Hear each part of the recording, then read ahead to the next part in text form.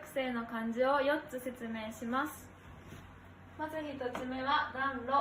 例文は暖炉に薪をくべる。